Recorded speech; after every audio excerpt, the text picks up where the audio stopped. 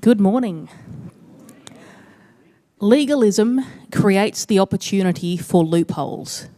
It creates a space where people can technically comply with rules without actually practicing them, without getting the proper point of what they're for.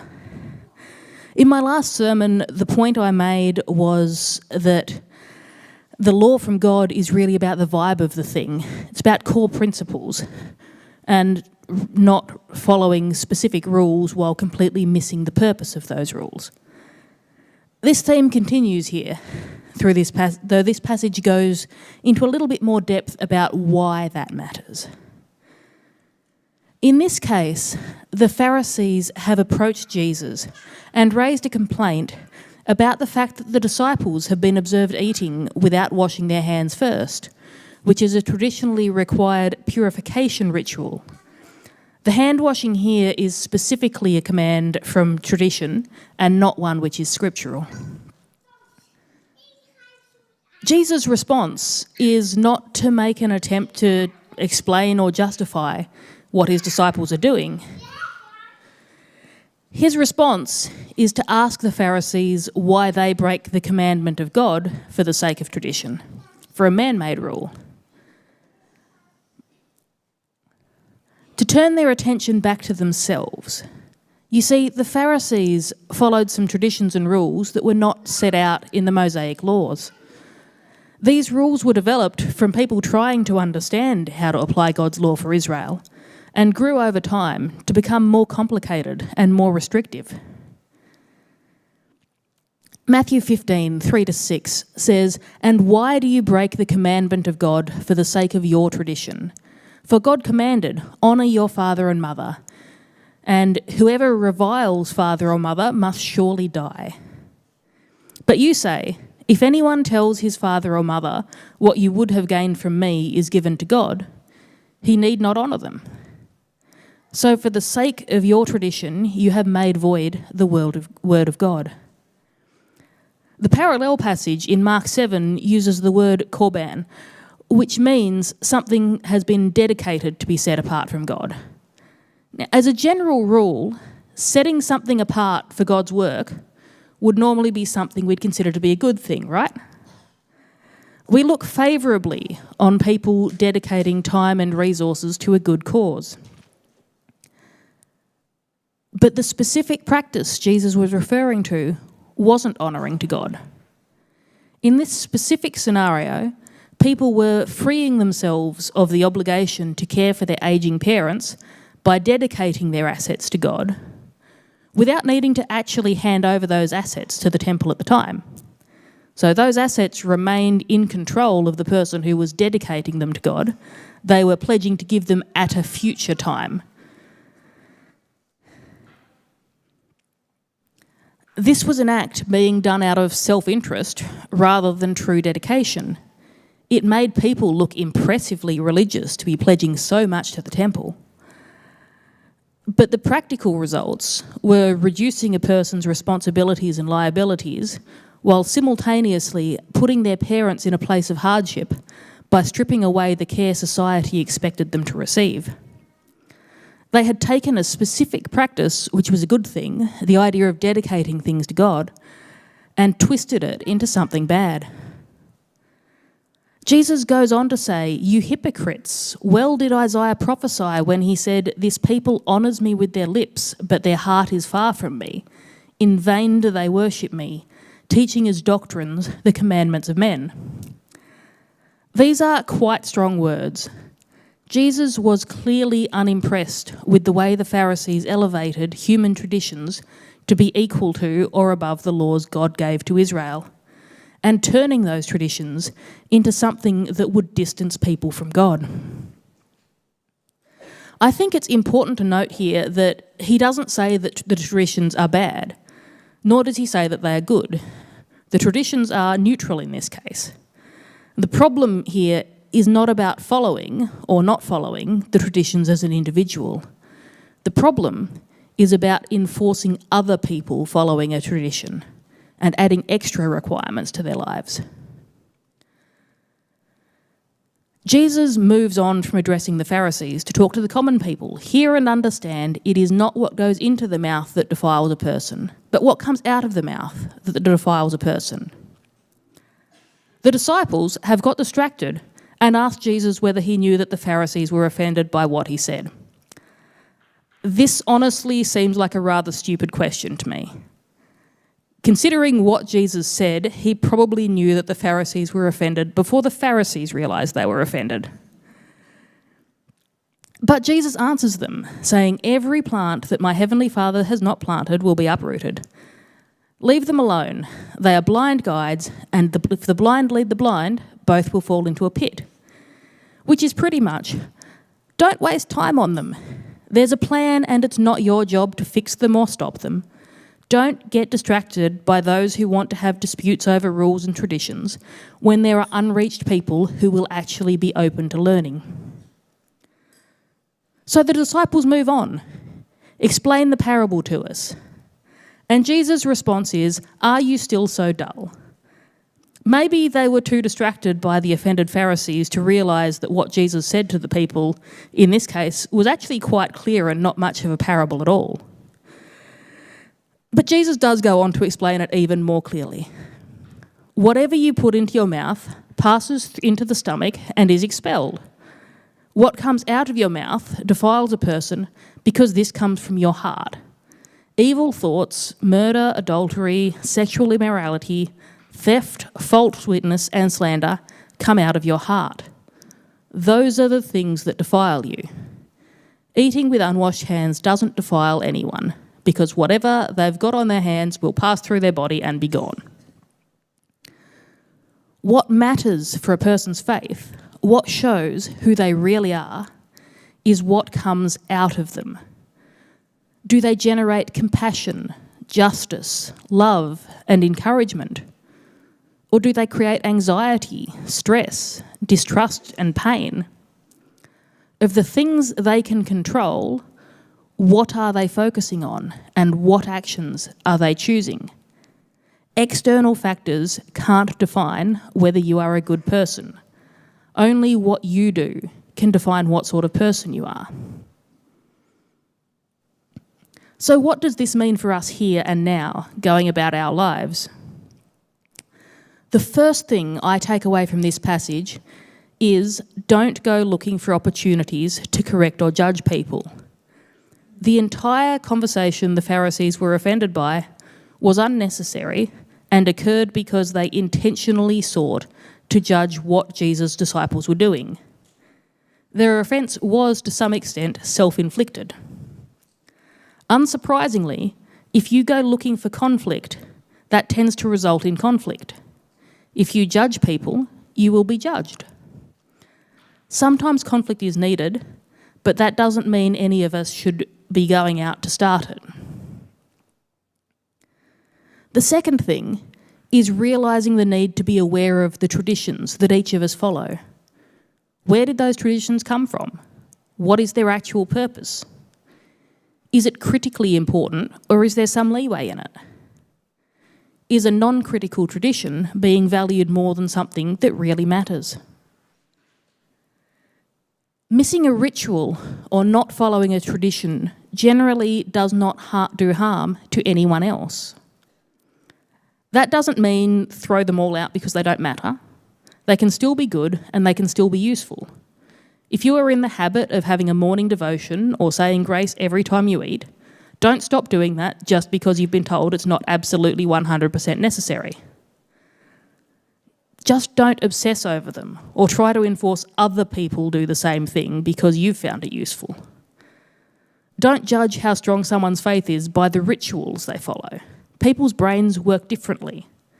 What is amazingly useful and inspiring to you might be a dull chore or even detrimental to someone else. Something that you would find harmful for you to practice might have significant benefits for someone else. This doesn't just apply to religious traditions either. There are many cultural and family traditions we have which we can feel uncomfortable if people don't follow. That doesn't mean we need to convince people to follow our traditions and correct them if they don't do it, or question them about why they're doing something differently. For example, if I had a problem with the fact that you don't set the table correctly, with the cutlery handles 1 inch from the edge of the table, except for the bread and butter knife, which should be on the bread and butter plate, set beside your forks or in line with your water glass and should be parallel to the edge of the table, as is very clearly laid out in the Home Science Manual for Secondary Schools, Book 1 by Florence M. Cullen, that problem is mine. It is not something I should be trying to make you fix. While Florence M. Cullen may have been an authority on the subject in her time, her rules are not the only way you can do something.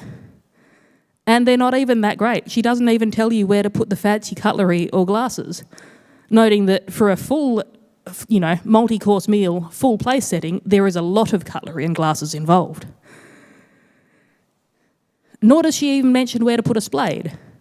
Now, in fairness to Florence, I will say the spade is an Australian invention from the 1940s, and her qualifications are English, and there is no publication date in her book, so it is possible that that predates spades entirely, but they are an item of cutlery we have, and she doesn't cover where you put them. So obviously, we can't be expecting those rules to be the be-all and end-all of how to set a table.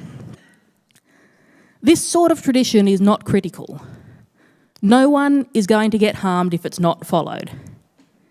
It's convenient to have things where you expect them to be, but it's not essential. While I could walk into any home kitchen in Australia and be fairly confident that I will find cutlery in a top drawer and it will be arranged, knives, forks, then spoons, there are some variations in that, and that's okay. There are other traditions which are a lot more important. Like in Australia, we drive on the left side of the road. If you find someone who's not following that thing, which we traditionally do, that is a risk of causing harm for people. So that one's important to correct. It's important to understand the difference between critical and non-critical traditions so that we can choose how to communicate what is important in an appropriate manner, and what is appropriate to let go of. We are not owed an explanation for why someone doesn't follow our traditions any more than we owe them an explanation of why we do things that way. The third thing I take from this passage is to pick my battles. We don't have to give attention to people who oppose our views. Partly this is because when we engage in people who aren't open to other viewpoints, it wastes energy that could be better spent doing something useful and talking to people who are open. And partly this is because when the blind lead the blind, it doesn't go well for them. And that doesn't matter whether the blind guide is being followed because they are trusted or whether they are being followed in order to shout about how wrong they are. If we allow our focus to be on someone that we think is heading in the wrong direction, and we keep focusing our attention on them and intentionally engaging with them, we are blind to other things around us, and we'll end up following them down whatever path they are headed and falling off whatever cliff they fall off. When we are convinced someone is heading in a wrong direction, we should allow them to go. That doesn't mean we don't tell them that we think they are wrong when they engage with us. Jesus certainly didn't shy away from telling the Pharisees that. But we should allow engagement to be driven by them rather than by us. If I think someone who happens to want to argue with me is heading in a dangerous direction and I stay where I am, there are two things that happen. Firstly, I'm no longer headed in that bad direction. This is good for me.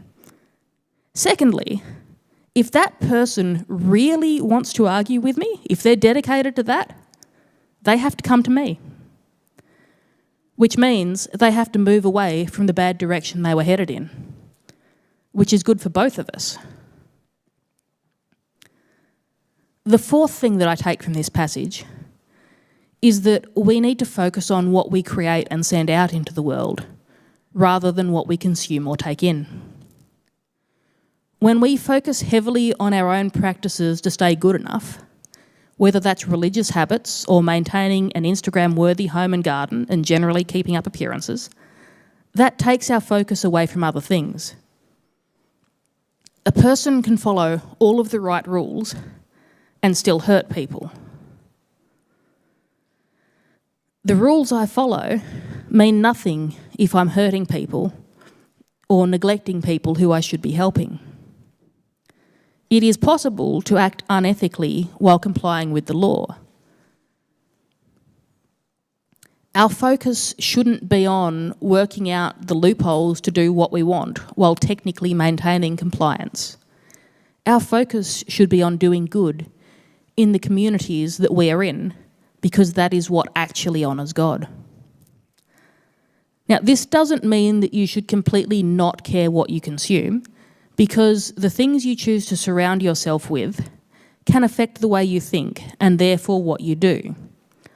What this does mean is don't be controlled by what you consume or avoid.